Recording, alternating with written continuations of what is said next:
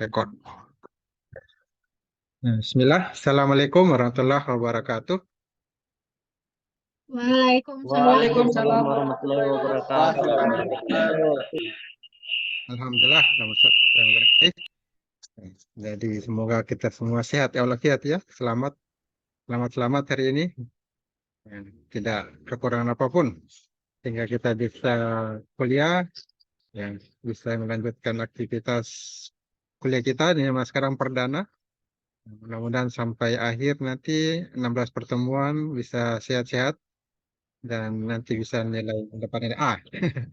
Jadi untuk dapat nilai A, nah, ada persyaratannya. Ini kuliah, ujian ikut, UTS, UAS, dan juga tugas. Jadi ada tugas-tugas, setiap materi ada tugas-tugas. Nah, untuk kuliah perdana kita ini akan sampaikan ya tentang linknya mata kuliah kita, materinya sudah tersimpan di Classroom. Jadi bisa diinstal Classroom. Sudah install Classroom atau belum ini? Sudah Pak. Di laptop. Sudah Pak, tinggal kodenya Pak. Oh, ya. Jadi sudah diinstal, tinggal saya kirim kode, tinggal buka. Nah, di sini sudah ada materinya dari kuliah pertama sampai kuliah ke 14. Jadi 2 pertemuan ujian tengah semester dan akhir, jadi 16 pertemuan semua. Ada juga materi-materi tambahan ini pemilihan sistem, kita dibaca-baca pendekatan sistem. Ada juga video pembelajaran di sini. Dalam utama pemahaman tentang rekayasa lalu lintas, ada video-videonya. Ini rekayasa lalu lintas dibahas, ini tentang ruas. Ada praktikum rekayasa lalu lintas, ada juga pembahasan simpang bersinyal. Simpang bersinyal itu maksudnya ada lampu merahnya, persimpangan. Nah, simpang tak bersinyal itu tidak ada lampu merahnya. Kalau simpang bersinyal ada lampu merahnya. Ada sesuatu lalu lintas, ini video-videonya sudah bisa dinonton. Praktek listrik lalu lintas, ya. Ada perhitungan arus lalu lintas, volume dan air, ada gelombang kejut. Nah, ini materi-materinya secara video. Rekayasa lalu lintas, ada aliran lalu lintas. Nah, ada juga 2 materi aliran lalu lintas. Video-video sudah banyak di internet, tinggal siapkan kuota. Kalau di kampus mungkin gratis ya, mungkin agak lambat-lambat lalu, tapi kalau sedikit yang gunakan bisa dimanfaatkan kuotanya secara gratis. Nah, di sini filenya ada ujian, nanti UAS dan UTS. Dan ini UTS-nya dan juga UAS. Nah, samping itu ada juga bahan buku ajar atau buku elektronik. Ada bahan ajar buku ini. Jadi kapan saja, di mana saja bisa belajar. Ada waktu, jangan cuma ngegosip saja, bermain-main, bisa baca-baca. Baca-baca, bacaannya buku sudah ada. Ini yang sebelumnya ini, absen sebelumnya. Di samping itu ada tugas. Ini materinya tadi. Nah, di sini ada tugas. Tugas 1 sampai tugas 14. Tugas 1 misalnya nanti sesuai dengan materi. Anda tinggal klik tugasnya, jadi bisa dikerjakan di sini. Dengan mengisi nama mahasiswa, ya, NPM, kelas. Nah, kemudian soalnya, cuma 1 saja soal ini. Jadi mudah. Jawabannya ada di materi. Ini contoh dari tugasnya. Jawabannya tinggal Anda cari di materi. Tanya tadi tugasnya apa? Ini tugasnya, pertanyaannya, buat sistem dinamis dalam penerapan alternatif solusi mengatasi kemacetan. Mengatasi kemacetan lalu lintas. Yang bagaimana sistem dinamis? Jawabannya tinggal kita cari di materinya. Materi kuliah umum. Materi kuliah pertemuan pertama. Nah, tinggal klik. Jadi ketika Anda dapat sini materinya, Anda tinggal copy paste. Ya. Bawaan karakteristik statistiknya ini praktis kendaraan dan kendaraan. Nah, nggak bisa baca-baca isi materi. Nanti kita mulai bahas ini pada pertemuan berikutnya, pertemuan kedua kita masuk materi ini. Jadi di sini ada jawabannya. Anda putar, Anda baca-baca, Anda akan dapatkan. Ini kinematik kendaraan. Kemudian dicari dinamis. Nah, ini dinamis kendaraan. Nah, nanti baca-baca di sini ada jawabannya, tinggal Anda copy paste untuk perkuliahan nanti. Ini akan kita bahas pekan depan. Nah, sekarang cuma perkenalan saja. Ya, saya perkenalkan bagaimana kita menggunakan Classroom, ya. Rekayasa lalu lintas. Ini materinya sudah ada dan tugasnya sudah ada. Dan usahakan tugasnya ini dikerjakan secepatnya. Karena dalam waktu 1 bulan terkunci. Jadi Google ini dia kunci ini akun saya ini. Kecuali saya beli lagi, ada dana, beli 100 giga, diminta dibuka, baru bisa terbuka lagi, bisa menjawab. Jadi kalau ada waktu, segera diselesaikan ini. 14 soal, 14 jawabannya sudah ada. 14 soal ini segera diselesaikan, supaya langsung dinilai, ya, nilainya akan tinggi. Nilainya, ya tentunya nilainya A kalau semua tugas dikerjakan, dan ujian dihadiri, beserta hadir. Ya. Jadi itu cara menggunakan Classroom kita yang sudah ada ini untuk mata kuliah rekayasa lalu lintas. Nanti di akhir kuliah bisa juga kapan saja ada waktu bisa evaluasi pembelajaran. Ini akan mengevaluasi kinerja saya mengajar. Apakah sudah baik atau ada yang perlu ditingkatkan. Kalau ada yang kurang, nanti tulis di situ apa usulannya supaya berikutnya bisa bagus lagi, lebih bagus mengajar. Jadi ada evaluasi pembelajaran ini. Ini di atasnya ada absen kelas A ini absensi perkuliahan kelas pertemuan kata ke-1 kelas A. Ada juga pertemuan untuk kelas B, ada 2 kelas ini. Jadi pilih kelas A. Ini ada kelas A ya. Ini sudah ada yang absen, sudah 3 orang kelas A. Ini saya bisa lihat di sini siapa yang sudah absen. Ada Rival, ada Salman, ada Rivaldi, Ansyah. Jadi usahakan absensi ini, ya ini yang ada. Ini ada orangnya tidak ini? Jangan sampai tersalah absen ya. Ya, Ini sih Pak, itu orang belum ada linknya Classroom yang ini. iya Jadi, nanti akhir kuliah saya share. Setelah oh kuliah iya, saya share link. oke. Ini sudah betul ini kelas A ini atau kelas B ini? Bukan Pak, bukan. Bukan nih, karena tidak ada namanya di sini. Jadi ini contoh yang salah ini, salah masuk ke absen. Berarti dia mau kelas D, salah absen. Harusnya bukan di sini ya absen. Ya harusnya absennya di kelas B ini. Kelas B misalnya ini ada 2 orang yang absen. Nah ini ya rival ini kelas B dia. Jadi perhatikan cara absennya di Classroom. Dan untuk kelas B ada untuk kelas A. Kelas B tertulis absensi perkuliahan kesekian kelas B. Kelas A absensi perkuliahan kesekian misalnya pertama kelas A. Nah, ini. Jadi silakan di absen nanti linknya saya kirimkan. Jadi situ ini cara kita menggunakan Classroom. Ada absennya di sini. Ada apel pembelajaran nanti terakhir. Ini tugas. Sudah ada tugasnya 14 dan materinya sudah ada di sini ya. Kayak lalu lintas.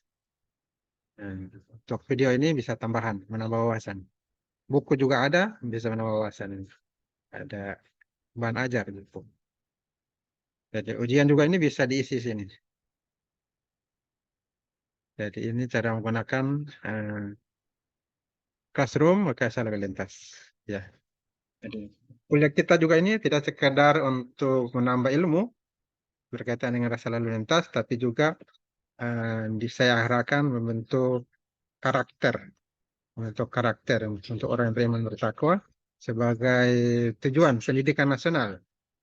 Tujuan pendidikan nasional ini seharusnya menjadi tujuan kita bersama untuk orang beriman bertakwa di samping berilmu, pengetahuan, ya cerdas, juga memiliki karakter, punya adab, punya akhlak ya. Jadi materinya juga diarahkan ke sana nanti agar bisa memiliki akhlak yang baik. Nah, kalau di sini saya sampaikan sedikit tentang belajar itu harusnya juga dipelajari adab-adab. Ya. Di samping ilmu, kita pelajari juga ada adab-adab. Jadi perlu kita mengetahui adab-adab dalam menuntut ilmu, supaya ilmunya berkah. Karena sekarang banyak lulusan perguruan tinggi ini rata-rata S1, S2, S3 yang memimpin negara kita sekarang. Dan ternyata tidak berhasil. Kenapa? Ya, karena cuma ilmu dipelajari, jadi sarjana, master doktor, tapi adab-adab karakternya tidak terbentuk. Nah, mereka lah yang melakukan korupsi, manipulasi, yang melakukan hal-hal yang tidak sesuai, yang menyebabkan kondisi negara tidak bisa mandiri di segala bidang. Makanya kita perlu fokus juga membentuk karakter. Jadi berhasil pendidikan orang tua masing-masing, ada orang tua kan, ada yang sudah meninggal seperti saya, satunya masih hidup. Alhamdulillah. Nah, berhasil pendidikan orang tua kalau membentuk karakter pada anak-anaknya. Anak-anaknya memiliki akhlak yang baik, mampu taat pada ajaran agamanya. Nah, ini menunjukkan dia berhasil. Dan kalau tidak mampu melaksanakan amalan-amalan, ya, akhlak-akhlak yang baik, kalau Islam misalnya sholat, belum mampu berarti belum berhasil pendidikan orang tuanya. Belum terpenuhi tujuan pendidikan nasional, yaitu membentuk karakter. Nah, karena itu materinya diantaranya saya sampaikan pada kesempatan ini tentang adab menuntut ilmu. Ada sekitar 10 adab menuntut ilmu. Nah, diantaranya dalam menuntut ilmu itu niat kita harus ikhlas. Niat, kemudian berdoa. Jangan lupa berdoa sebelum belajar. Pada sekolah itu selalu berdoa itu sebelum belajar. Dari TK, SD itu berdoa. Ya, jangan lupa saat kuliah juga berdoa. Saat sebelum kuliah, belajar. Kemudian mujahadah, berjuang, jauhi maksiat. Jangan bermaksiat, ini membuat ilmu tidak bermanfaat. Rendah hati, konsentrasi, menyimak, menghafal, mengamalkan, dan mendakwahkan. Menyampaikan pada orang lain. Nah, dijelaskan di sini oleh Imam Malik rahimahullah. Pernah berkata pada orang Quraisy, ta'allumul adab qabla an ta'tallamul ilmu. Ta'allumul adab, pelajari adab qabla sebelum an ta'tallamal ilmu, sebelum mempelajari satu ilmu. Jadi penting adab-adab dipelajari sebelum ilmu. Nah, inginkah Anda menjadi mulia? Nah, jika ingin, renungilah firman Allah berikut. Ini Allah meninggikan orang-orang beriman, yarfa'illahu alladziina amanu walladziina utul ilmu, dan orang-orang yang diberi ilmu pengetahuan darajat, beberapa derajat. Jadi Allah mengetahui apa yang kamu kerjakan. Jadi luar biasa orang berilmu dan didasari dengan iman, nah, dia ditinggikan derajatnya. Maka sangat penting, urgen untuk belajar adab ya. Samping ilmu rekayasa lalu lintas juga perlu dipelajari adab, apa namanya, tata tertib, akhlak ya, terlebih dahulu sebelum menuntut ilmu. Nah, sekarang kita masuk yang pertama, ada menuntut ilmu. Apa itu? Ya, niat. Ya, kita niatkan semua ilmu ini kita pelajari karena Allah. Jadi, bukan hanya ingin jadi sarjana, tapi karena kita diciptakan untuk beribadah. Allah berfirman dalam Al-Baqarah ayat 5, "Wa ma umiru illa liya'budullaha mukhlishina lahu-d-din wa nafa'a yuqimus salata yu'tuz zakata wa dzalika dinul qayyimah." Nah, padahal mereka tidak disuruh kecuali supaya menyembah Allah dengan memurnikan ketaatan padanya dalam menjalankan agama yang lurus, dan supaya mereka mendirikan sholat, menunaikan zakat, dan yang demikianlah agama yang lurus. Jadi mari niatkan yang benar, niat kita yang lurus itu ikhlas. Ya. Kemudian yang kedua berdoa. Ya. Hendaknya berdoa sebelum belajar. Selalu berdoa agar diberi kemudahan dalam menyerap ilmu dan mengamalkannya. Wa qur rabbi zidni ilma, dan katakanlah ya Rabbku, tambahkanlah padaku ilmu pengetahuan. Nah, ini salah satu doa. Rabbi zidni ilma. Quran surat Toha ayat 14. Doa biasa bisa dipanjatkan. Doa macam-macamnya. Salah satu yang dicontohkan Rasul dalam menuntut ilmu itu, Allahumma infa'ni wa 'allamtani. Ya Allah, berikanlah manfaat atas apa yang kau ajarkan padaku. Wa alimni ma yanfa'uni, dan ajarlah aku hal-hal yang bermanfaat bagiku, wazidni ilma, dan tambahkanlah ilmu. Ini diriwayatkan dalam hadis At-Tirmizi, Ibnu Majah. Yang ketiga, mujahadah. Bersungguh-sungguh ini mujahadah. Selalu antusias mendapatkan ilmu bermanfaat. Rasulullah SAW bersabda, dua orang yang rakus tidak pernah kenyang itu ada dua. Orang yang rakus terhadap ilmu tidak pernah kenyang dengannya, Dan 2, orang yang rakus terhadap dunia dan tidak pernah kenyang dengannya. Nah, mudah-mudahan kita bisa yang pertama ya, rakus akan ilmu. Kan yang kedua ini rakus dunia, tidak akan bisa tenang hidupnya. Cuma mencari materi terus. Yang keempat, jauhi maksiat. Ya. Mendapatkan ilmu, bermanfaat dan berkah. Nah, ini harus menjauhkan diri kita dari berbagai macam yang dilarang. Apakah itu minuman keras, narkoba, dan seterusnya. Bermaksiat, berzina, ini dilarang. Tidak boleh ya. Nah, maksiat itu akan membentuk otak menjadi sulit berkonsentrasi sehingga ilmu sulit dimengerti. Nah, jauhi maksiat. Ini salah satu dalilnya dari Abu Hurairah, Rasulullah SAW bersabda, Innal abda idza ahta'a khati'atan nukitat fi qalbihi nuktah. Jadi beliau bersabda, seorang hamba apabila melakukan suatu kesalahan, maka dititikkan dalam hatinya sebuah titik hitam. Apabila dia meninggalkannya dan meminta ampun, bertobat, hatinya dibersihkan. Apabila ia kembali berbuat maksiat, ditambah lagi titik hitam, ya, hingga menutupi hatinya. Itulah diistilahkan ar-ron yang Allah sebutkan dalam ayatnya. Sekali-kali tidak demikian, sebenarnya apa yang selalu mereka usahakan itu menutupi hati mereka. Jadi harus hati-hati kita. Kalau bermaksiat akan membuat hati kita menjadi hitam. Bintik-bintik hitam bertambah dan akan membuat hitam hati. Sulit menerima kebenaran, sulit menerima kebaikan, sulit menerima ilmu. Kemudian yang kelima, rendah hati. Banyak orang berilmu justru sombong orangnya. Nah, dia merasa sombong, merasa lebih baik dari yang lain. Nah, ini tidak boleh ya. Kita harus rendah hati. Seorang imam mengatakan, Imam Mujahid, la ta'allamul ilma mustahi wala mustakbir. Dua orang yang tidak belajar ilmu. Nah, siapa yang tidak belajar ilmu? Yaitu orang yang pemalu dan orang yang sombong. Jadi yang pemalu tidak belajar ilmu ya, jadi bodoh, dan juga orang sombong tidak bisa menerima ilmu. Dia sudah tahu pun, ya dia tidak akan amalkan karena kesombongan. Ya, ini tidak boleh. Ini menyebabkan iblis itu jatuh dari surga ya karena kesombongannya. Ya. Maka kita harus rendah hati. Kemudian yang keenam, konsentrasi ya, harus fokus. Ketika guru atau dosen mengajar, ustadz menjelaskan, fokus untuk menyerap ilmu yang disampaikan. Ini Allah berfirman dalam Az-Zumar 17-18. Sebab itu sampaikanlah berita gembira itu pada hamba-hambaku, yaitu mereka yang mendengarkan perkataan, lalu mengikuti apa yang baik, yang paling baik di antaranya. Mereka itulah orang-orang yang diberi petunjuk oleh Allah, dan mereka lah orang-orang yang punya akal. Ya. Jadi mari konsentrasi, fokus. Kemudian yang ketujuh, menyimak. Ini salah satu adab dalam menuntut ilmu yang banyak ditinggalkan, yaitu diam. Diam ketika guru atau dosen atau ustadz menjelaskan. Jangan berbicara atau bahkan mengobrol hal yang tidak penting, bahkan tidak berhubungan dengan yang pelajaran yang disampaikan.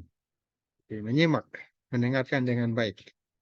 Nah, ini ada dalilnya, Al-A'raf ayat 204. Fa'idza quri'al Qur'an fatami'ulah. Kalau dibacakan Al-Quran, maka dengarkanlah baik-baik. Wansitu la'alakum turhamun. Perhatikanlah, dan situ perhatikanlah dengan tenang agar kamu mendapatkan rahmat. Jadi ini dalil menunjukkan kita harus mendengarkan, dia menyimak ketika dijelaskan tentang penjelasan apa itu dari Al-Quran atau ilmu-ilmu yang lainnya. Kemudian 8 dari 10 adab ini, yang ke-8, kalau sudah berhasil dipahami, ya, ilmu yang sudah disampaikan dipahami, maka hendaknya dihafal. Kalau bisa diusahakan dihafal. Cara menghafal sangat mudah. Kita ulang-ulang saja, baca ulang, baca, maka akan mudah. Akan terserap dengan sendiri, terhafal dengan sendirinya.